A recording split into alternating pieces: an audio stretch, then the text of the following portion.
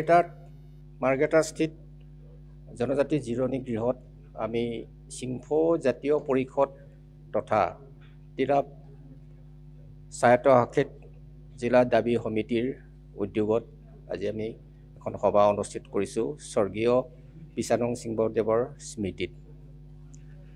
তেখেতৰ বিষয়টো আমি বহুত আলোচনা কৰিছোঁ, বহুতে অৱগত তেখেত কেনেকুৱা ধৰণৰ ব্যক্তি আছিল আমি ইতিমধ্যে আলোচনা কৰিলোঁ।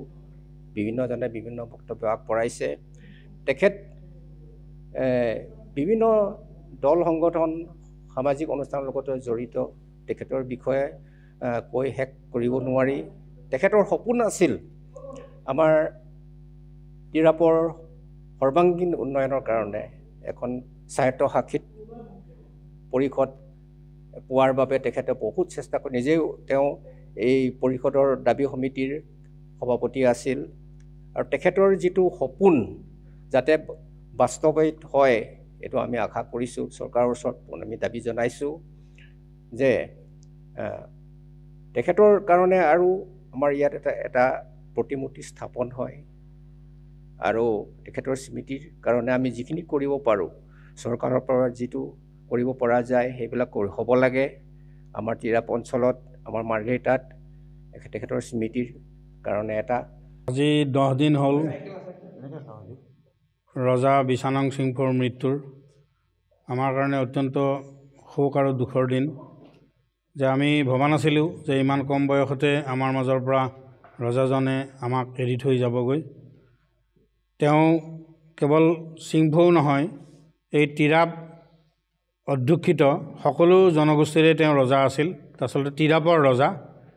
গতিকে আমি এইটোৱে বিচাৰিছোঁ যে তিৰাপৰ ৰজাৰ পিছত ৰাজকুমাৰক ৰাইজে মিলি ৰজা হিচাপে তেওঁক প্ৰতিষ্ঠা কৰা উচিত।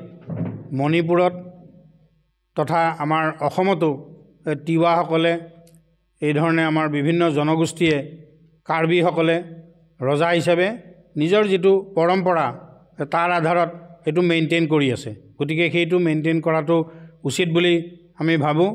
আৰু তেওঁ এগৰাকী ৰজা হৈও কিন্তু দেশ আৰু জাতিৰ স্বাৰ্থত এজন সাধাৰণ নাগৰিকৰ যি দায়িত্ব আৰু কৰ্তব্য, বা অকল সিংফৌ নহয় গোটেই অসমৰ খিলঞ্জীয়াসকলৰ দায়িত্ব আৰু কৰ্তব্য উপলব্ধি কৰিয়েই তেওঁ দিল্লীলৈকে গৈ তেওঁ ধৰ্ণা কাৰ্যসূচীত তেওঁ অংশগ্ৰহণ কৰিছিল। তেওঁ দিল্লীত গৈ মহাসংঘৰ সৈতে গৃহমন্ত্ৰীৰ সৈতে আলোচনা কৰি সিংফৌৰ সমস্যা আৰু অসমৰ সমস্যাৰ কথা তেওঁ দাঙি ধৰিছিল। গতিকে তেওঁৰ এটা বিপ্লৱী ভূমিকা ভিতৰে ভিতৰে আছিল, সেই কথাটো বহুতে হয়তো নাজানে। কাৰণ তেওঁ কাৰ বংশধৰ? ৰজা বিশাবোমগাম সিংফৌ। আৰু বিশাবোমগাম সিংফৌ আছিল গোমধৰৰ সৈতে লগ লাগি হিত স্বাধীনতা উদ্ধাৰৰ কাৰণে ব্ৰিটিছৰ বিৰুদ্ধে যুদ্ধ কৰা সেই বিদ্ৰোহী বিশাবোমগাম। আজি Tirap autonomous district council demand committee আৰু সিংফৌ নেশ্যনেল কাউন্সিলৰ উদ্যোগত সভা অনুষ্ঠিত হয়। এই সভাত আজি মাৰ্ঘেৰিটাৰ তিৰাপ বেল্টৰ বিভিন্ন আমাৰ জনজাতি অৰ্গেনাইজেশ্যন, বিশেষকৈ Shyama national council, Shyama students union, all Manta spring student union, all Assam Tangsa student union, Tangsa nation council, all Assam tribal সংঘৰ মাৰ্ঘেৰিটাৰ ডিষ্ট্ৰিক্ট কমিটি আদি কৰি আৰু বহু অৰ্গেনাইজেশ্যন আজি উপস্থিত থাকে। আজি সভাৰ মুখ্য উদ্দেশ্য এইটোৱে আছিল, যোৱা 15 জানুৱাৰী তাৰিখে সিংফৌ কিং বিশানং সিংফৌৰ পৰলোকপ্ৰাপ্তি ঘটে। তেখেতক এটা ৰাজহুৱাভাৱে আমি শ্ৰদ্ধাঞ্জলি জনাবৰ কাৰণে আৰু তেখেতৰ শুৱনিত আজি সভা গুৰুত্বপূৰ্ণ সিদ্ধান্ত কথা আলোচনা কৰা হয়। তেখেত নিজেই এটা কিংবদন্তি আছিল, সংগঠন আছিল বিশানং সিংফৌ বুলি ক'লে অসম আৰু অৰুণাচল। গতিকে তেখেতক অসম চৰকাৰক লগতে অৰুণাচল চৰকাৰকো আমি আহ্বান জনাইছোঁ যে হাইষ্ট অনাৰ দিব লাগে। he was a king from the British regime India.